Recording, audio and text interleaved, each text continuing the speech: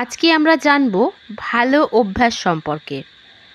ভালো অভ্যাস আমাদের সুস্থ এবং ফিট রাখে। এটা আমাদের খুশিতে থাকতে সাহায্য করে। আমরা অবশ্যই যেগুলো করব। প্রতিদিন সকালে খুব তাড়াতাড়ি উঠতে হবে। প্রতিদিন খাবার খাওয়ার আগে ও পরে হাত সাবান দিয়ে পরিষ্কার করতে হবে।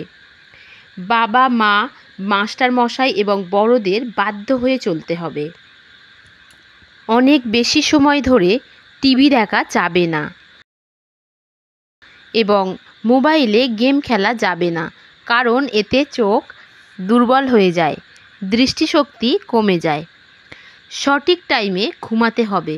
অন্ততপক্ষে 8 ঘন্টা ঘুমিয়ে শরীরকে সঠিক বিশ্রাম দিতে হবে। দৈনিক ব্যায়াম শরীরকে সুস্থ রাখে। এটা আমাদের শরীরকে শক্তিশালী বানায়।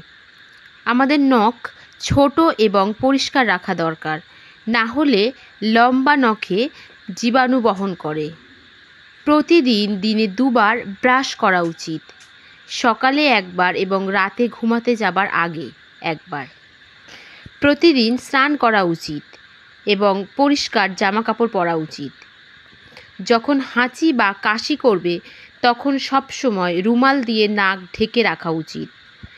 প্রতিদিন বন্ধুদের সঙ্গে বাইরে খেলতে যাওয়া উচিত।